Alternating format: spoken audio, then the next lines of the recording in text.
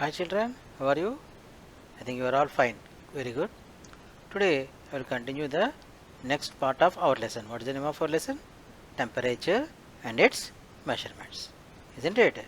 So next part, that is third part, I will continue. Understand? Good.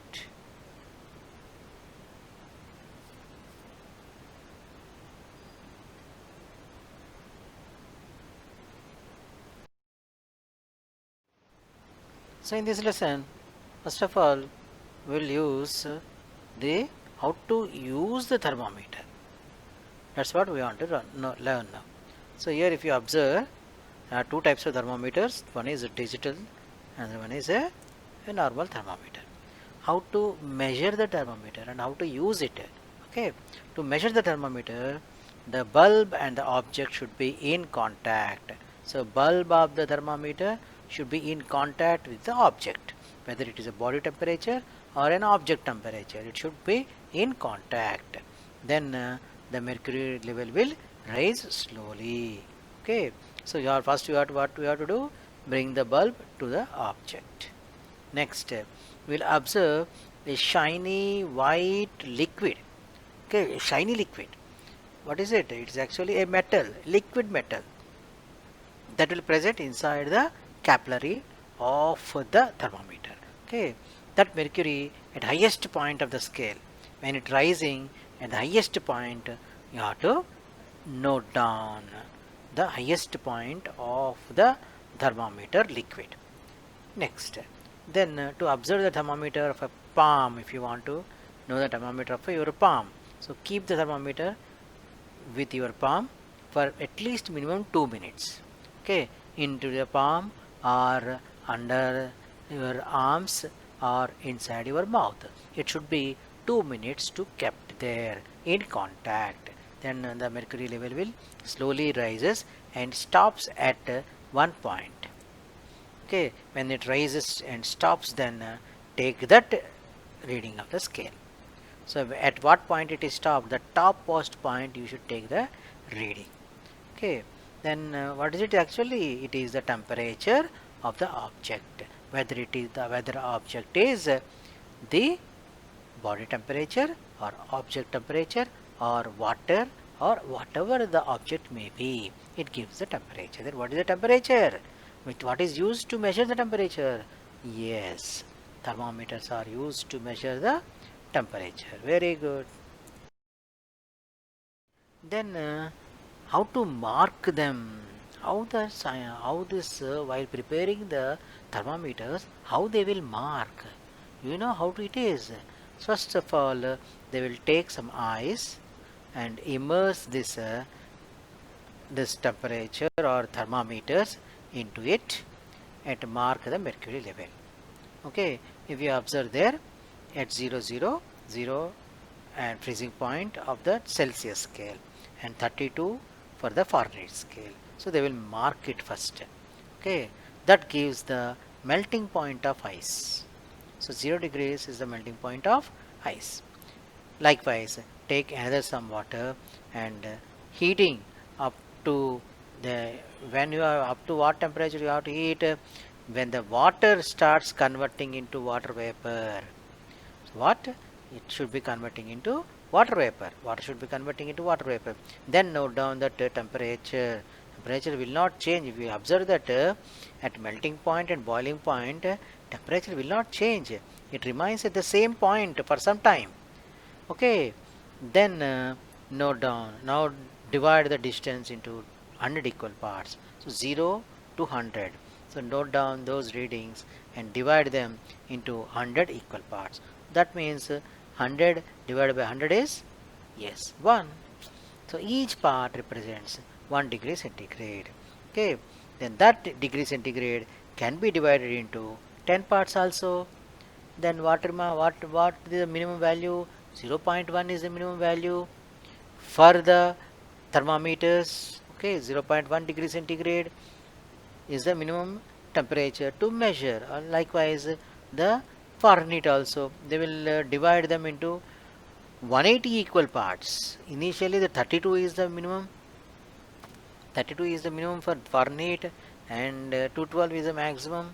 that is 100 boiling of water, so that will be divided into 180 equal parts. Like that, the thermometers will be note down. When the markings are wiped out, they are not there clearly, then we can do like all this activity. Understand? So when we are doing all these activities, marking is necessary when they are wiped out. So not only wiped out, at the preparation also, in the beginning also, they will do marking the same way. Understand? How do they mark? They take the water, they take the ice, they take the water vapor, note down those readings, divide them into 100 equal parts or 100 equal parts, then that markings will give you the temperature. Understand? So there is a definition for melting point and boiling points. So what I told, at the melting and boiling at for some time, when you heat also, there is no change in the temperature for some time. That constant temperature at which ice melts into water, that means melting of ice, the temperature will remains constant. So that constant point or temperature is called the melting point. So the constant temperature at which ice melts is called which point? Melting point. Normally the melting point of ice is 0 degrees centigrade. So at 0 degrees, ice will be slowly converting into water. So up to all the ice converts into water, temperature remains at 0 degrees. Understand? Likewise, the constant temperature at which the water changes into water vapor is called boiling point.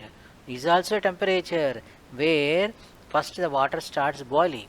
Okay, slowly the water vapor comes out in the bubble, in the way of bubbles. So when up to when all the water becomes water vapor, temperature remains at 100 degrees centigrade for water. So temperature at which the changes into water vapor is called boiling point. So what is the boiling point of water? 100 degrees centigrade. Do you know the difference now? Melting point, the constant temperature 0 degrees centigrade, melting point of ice, and boiling point of water is 100 degrees centigrade. Okay. Now you can easily understand which is a cool and which is a hot. In the previous activities, now part 2, the part 2 we have done some activity, taking the 3 beakers activity. Okay, immerse them with the 2 hands and both the hands immersed in the one beaker, isn't it? Then which hand will you feel cool and which hand will you feel hot? Which temperature is more, which temperature is less? How can you find out that activity? Okay, where the water will record if you feel cool, then the water temperature should be less than 41, where one temperature is 41, no? So that here if you cool means it should be less than 41. If you feel hot, other hand is feeling hot, then it is greater than 41. So you can easily understand which is cool and which is hot. So in another activity, how to measure, or let us do a small activity, measuring the temperatures of air when you are standing under the tree or shadow or under the sun. Which one will you feel cool first of all? Yes, standing under the tree in the shadow. You will feel cool, isn't it? In the summer days, you are search for the trees, isn't it? Search for the shadow of any pole, electrical pole also sometimes you will stand there, isn't it? What is the reason? You will feel the air under the shadow will be cooler than the air under the sun, isn't it? So record your observations. What you have to record? Record. How can you record? First of all, you can record the temperatures with the help of yes, thermometers. Use the thermometer, whether it is a digital thermometer or a laboratory thermometer. Okay, take the thermometers and stand under a shade at 12 o'clock and stand under the sun, and in the morning 8 o'clock, night 8 p.m. Tell me which will be very hot? Yes, air under the sun. Very good. Which will be very cool? Maybe it is a night 8 p.m. or 8 in the shadow. Normally, night in the 8 p.m. will be cooler, isn't it? Yes, night in the early morning is very, very cool, isn't it? So, note down the temperatures and observe which is hot, which is cold. Then you can easily say which are the colder objects, which are the hotter objects. Where is the difference? Difference is in the temperature. Then where is the temperature difference? How it comes? It comes in the heat energy, which will have more heat energy, will have more temperature. So what is the reason? Heat energy is the main cause of the temperature. Okay, heat is the cause, temperature is the result. Understand? So first thermometer was invented by Galileo in 1593. You know, 400 years back. Okay, it was invented by the Galileo. Who is the person who is Galileo? Okay, then do you know which is used as a mercury? Instead of mercury, he used air. Why he used air? Air expands on heating and contrast and cooling. That is the main principle behind the using of air in the thermometer. By whom? Galileo.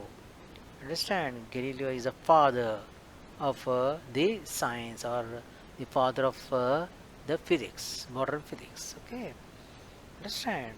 Good, very good. So what you have learned? So let us summarize what you have learned. What you have learned? How to use the thermometer, how to mark the readings of the thermometers, and the about the coldness and hotness, isn't it? And I've also learned about the what about our great scientist called, who is that name? What is that name? Who invented first thermometer? Yes, Galileo. Understand, children? Are you following well? Any doubts? You can call me to my WhatsApp number, or take the WhatsApp number from your class teacher, and you can call me at any time.